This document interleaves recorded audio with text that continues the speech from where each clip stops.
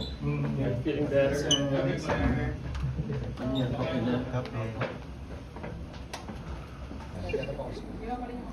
Okay, so good afternoon. We have to start. There is a story and we're caught into that. But is that what is the purpose talaga of music? Diba? The same with especially literature. That's where stories really are very much founded. But in cinema,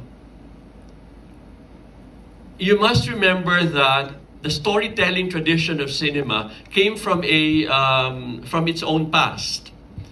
You must remember, cinema is only less than 150 years old. Okay? Kung 1895 ang sinasabi that the Lumiere brothers invented and showed films in Paris, okay, December 28, 1895, at Café Indien. And by the way, napuntahan ko yan, ha? If you're in Paris, andyan pa yung restaurant.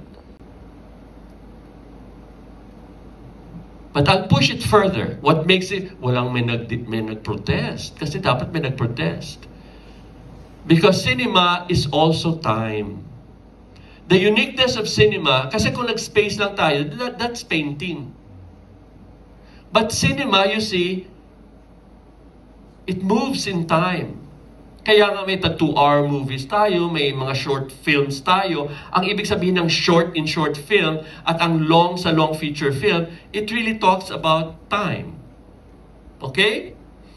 So ang mahalaga dito ngayon ay, pero ito ang pinaka-most tangible. Madaling makapag-relate tayo kasi kitang-kita ito agad. Diba? To see is to believe. So here it is. That's the proof of it.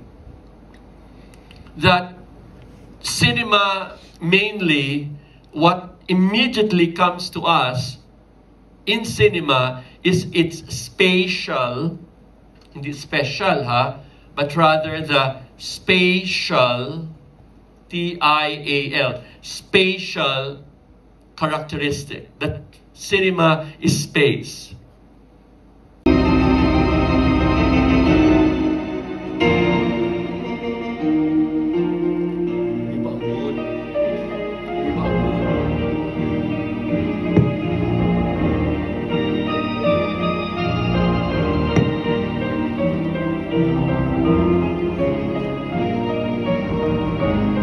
Power of music. Ito na.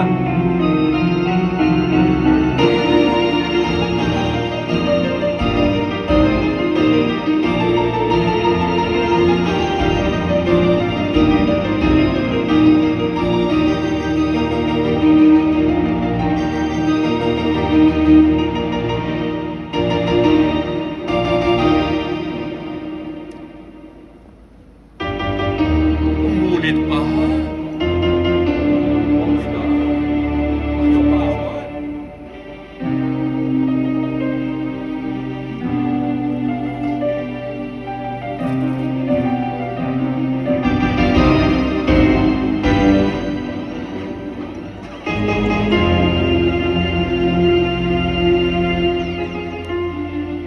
Stop.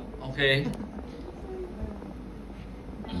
And then, may mga acting na, may animation na, may photographs na, may maraming bagay na ako na hinalo doon so that it's not, I'm sorry, it's not a pure documentary, or it's not the pure documentary that it used to be. Okay.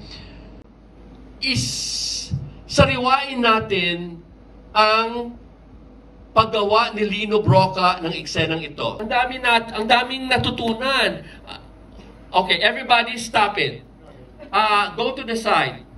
We will see how labor goes into the production of an image. This is his job. Okay? Tingnan natin how an image is constructed kasi yan ang trabaho natin pag gumawa ng pelikula. Ito is to construct an image. So empty space muna tayo dito.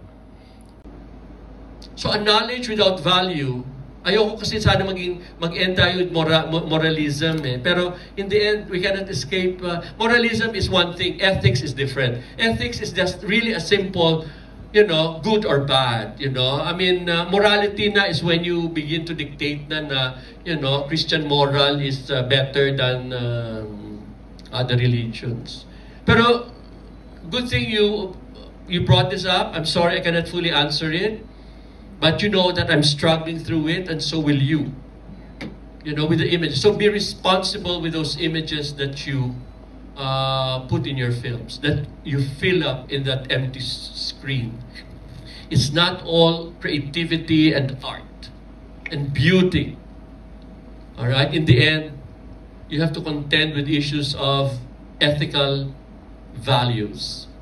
May value po ang bawat imahe na inilalagay natin sa screen. At dito nyo matitest na rin ang courage, pero dito nyo mahihanap ang mga takot ng mga extreme. So sabihin na natin, extreme filmmaker ako at some point.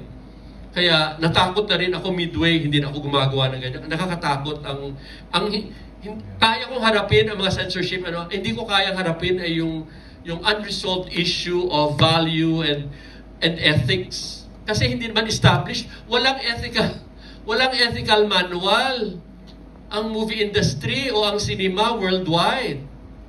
So you don't know how far you are becoming, excessive. And I was excessive. I just believed, I wanted to, ang aking politics noon is I want to put the message across. I never thought about, ethical pa nung una. I didn't even think about aesthetics noon eh. I was consumed with my belief in truth.